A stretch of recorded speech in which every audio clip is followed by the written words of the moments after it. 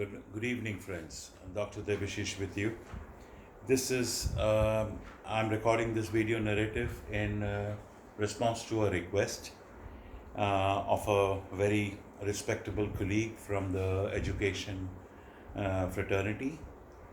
She is a very well decorated and a well respected teacher. And not only her, but another esteemed gentleman who's a principal of a very esteemed group of institutions back home in India. This lady colleague from the educational fraternity is actually located in Oman, the country where I currently reside. And they both have asked me to record something in response to the scenario of the coronavirus pandemic and the student population, or how it's affecting the students all around. I have thought that I'm going to make this a bilingual presentation, interspersed with both Hindi and English, so that there is a better, wider, and more acceptable coverage of my thoughts. तो दोस्तों, ख़ास करके मेरे जवान भाइयों और बहनों and young friends जो स्कूल बेस्ड एजुकेशन सिस्टम में अभी गुज़र रहे हैं, अपना बहुमूल्य समय और जीवन बिता रहे हैं, आप सभी लोगों को मेरा सादर प्रणाम और प्यार।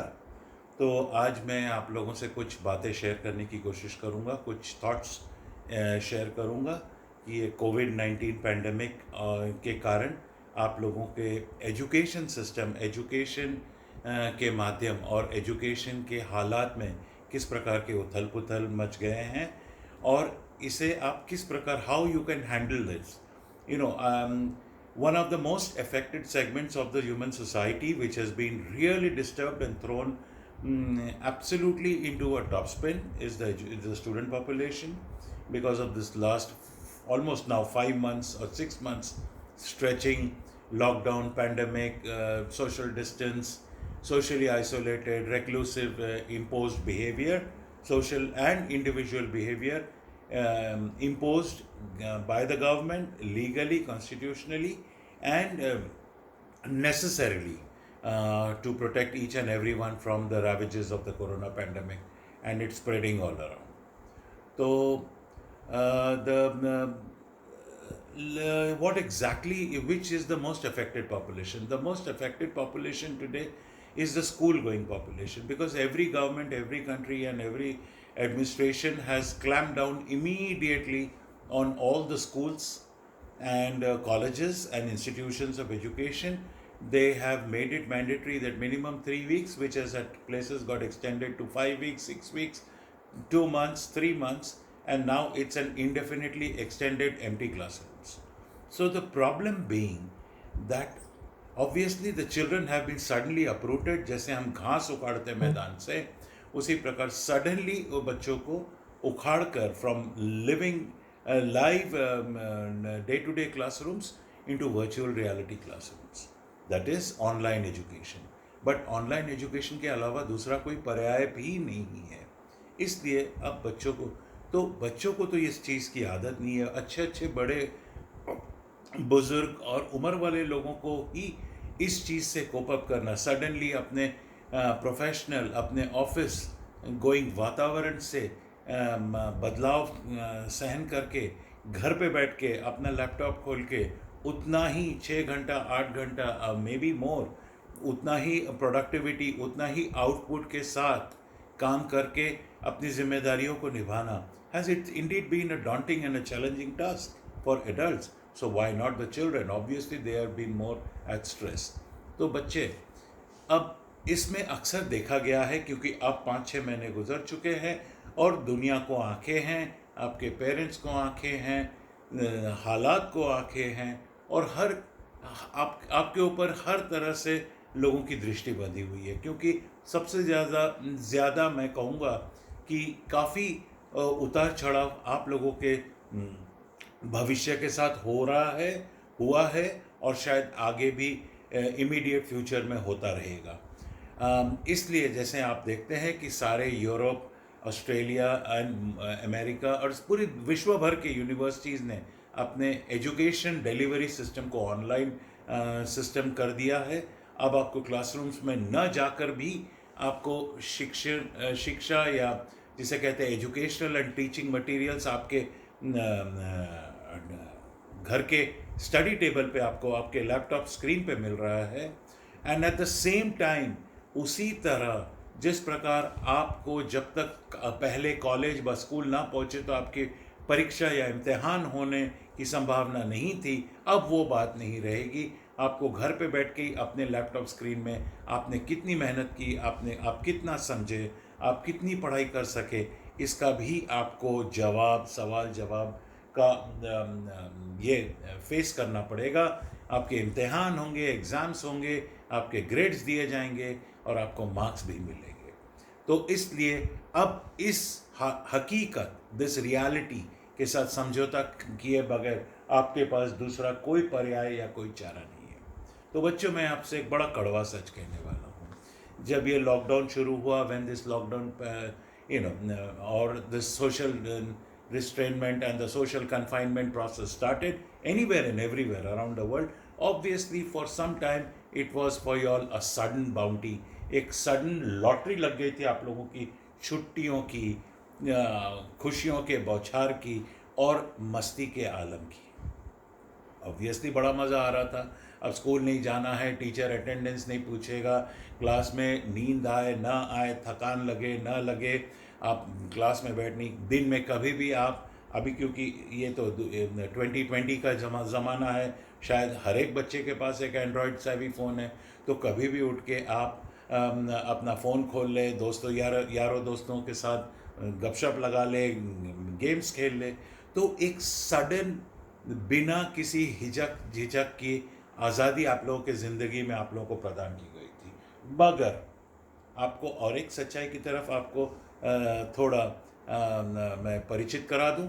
You must have realized that the 10th and 12th results have been declared in India and also in all other parts of the world wherever there are A levels, O levels or whatever. And you realize that there is a certain segment of the population, even when the whole world was reeling and getting disturbed or getting, uprooted from normalcy, from routine, from regulated pattern into the sudden embracing of a modified, completely radically modified lifestyle. There is a certain segment of the student population which continue to study, work hard diligently, and they are the ones who have scored 99, 98, 97. There is no fall in the percentage of meritorious students or the highest levels of achievements this year, whether Corona was there or not there. So this proves that sincerity, hard work, dedication, which is the epitome of achievement and acquiring higher destined levels of success in life for certain people, if it is pursued, if it is an integral part of your constitution and system, nothing can stop you from being successful. So एक बात का तो साफ साफ हिसाब किताब इधर हो जाता है कि यदि आप मेहनत करोगे, यदि आज आप मेहनत करोगे तो कल आपको उसका भुगतान ज़रूर मिलेगा। चाहे कोरोना हो, चाहे ना हो, चाहे वर्चुअल क्लासरूम हो, या आपको कई कुछ किलोमीटर पैदल या बस या ऑटो या किसी तरह मेहनत करके स्कूल पहुंचना पड़े, या जो भी हालात हो, यदि आप मेहनती हो, आप ईमानदारी से, लगन से अपनी पढ़ाई लिखाई करते हो, तो आपको वैसे नंबर और इम्तिहान में वैसी कामयाबी के साथ मुलाकात ज़रूर होगी।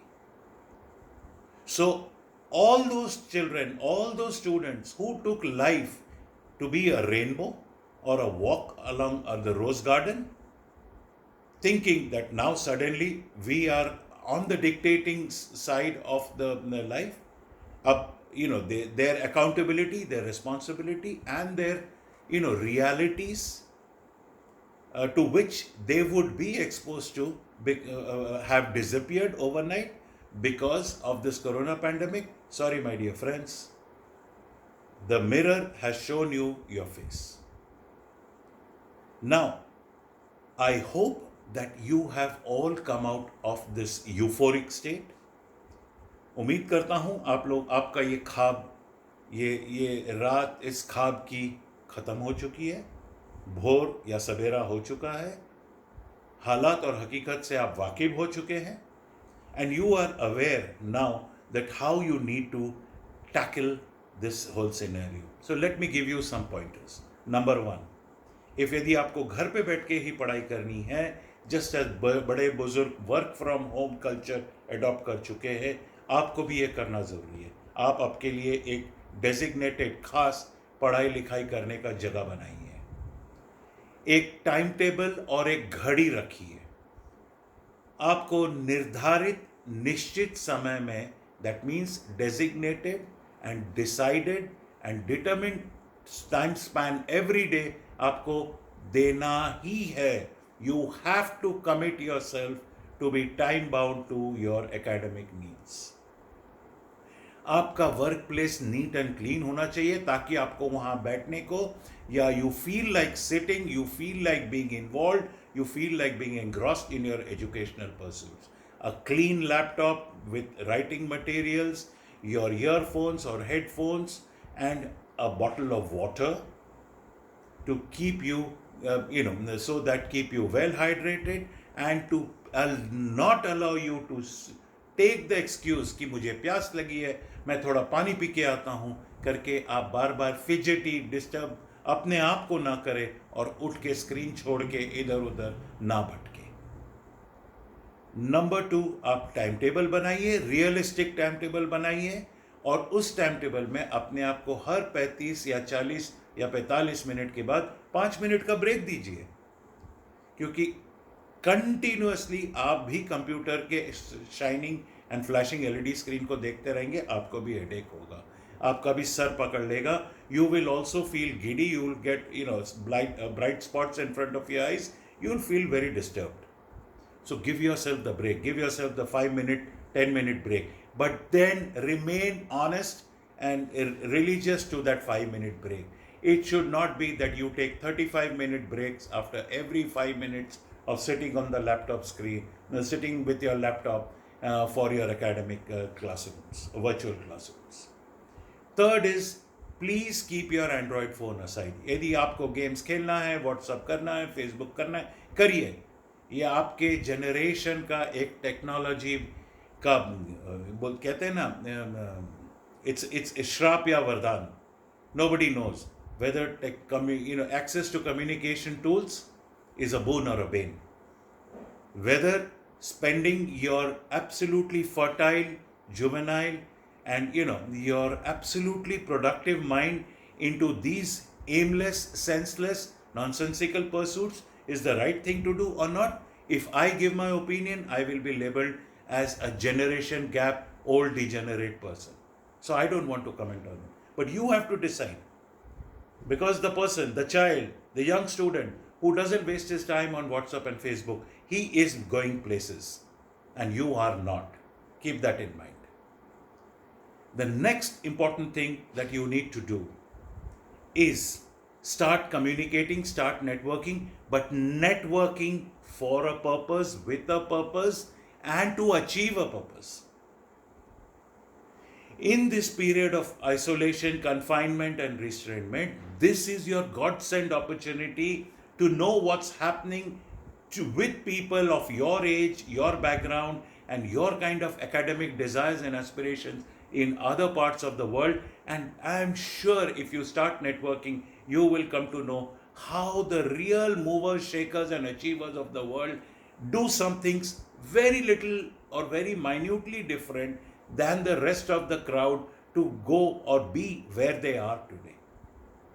Exploit this time and this opportunity to interact with people smarter, more intelligent, brighter than you. So, because until you are challenged or until you allow yourself to challenge someone better than you, you do not grow on your own 2 feet.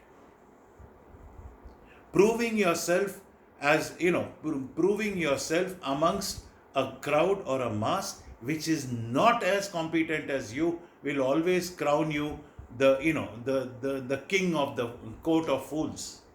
But when you throw yourself into the arena of giants and you are a relative Lilliput or a midget in front of them until you really step up and grow yourself to gigantic size. You will never achieve gianthood of success. This is the key factor of life. So children, whatever amount of water has flown down the Thames, forget about it. Let's not cry over spilled milk. बिखरे table मेज पे पड़े हुए दूध पे आंसू बहाने में कोई मतलब नहीं है. अब वक्त है कि आप अपने ज़िंदगी को दोनों हाथ से थाम के धरिए, अपने आप को झिंझोड़ के खड़ा कीजिए, उठ के बैठिए, अपने ज़िंदगी को सही नज़र से देखिए, अपने काबिलियत को पहचानिए, अपने अरमानों को सही दिशा दीजिए एंड अपनी ज़िंदगी में आगे बढ़ने की कोशिश, और नॉट जस्ट कोशिश बट जेन्युइन सिंसियर कोशिश कीजिए. कामयाबी ज़रूर आगे आपका इंतज़ार कर रही होगी. That's all my dear friends, I wanted to say God bless all of you. Stay safe.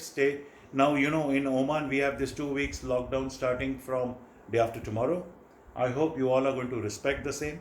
And I'm sure lockdown is also being contemplated in other parts of the world. तो घर पे रहिए, मगर अपने वक्त का, समय का सदुपयोग कीजिए. अपने वक्त को इस प्रकार, इस काबिलियत से इस्तेमाल कीजिए कि ये वक्त आपके लिए ये वक्त काटना एक पनिशमेंट ना होकर ये वक्त आपके लिए एक सुनहरा मौका बन जाए, जिसका आपने सचमुच निचोड़ के स्क्वीज करके इतना सदुपयोग किया हो कि आगे चल के आपके पास खुशियाँ और कामयाबी इकट्ठा जमा रखने का जगह कम पड़े. Thank you. God bless all of you.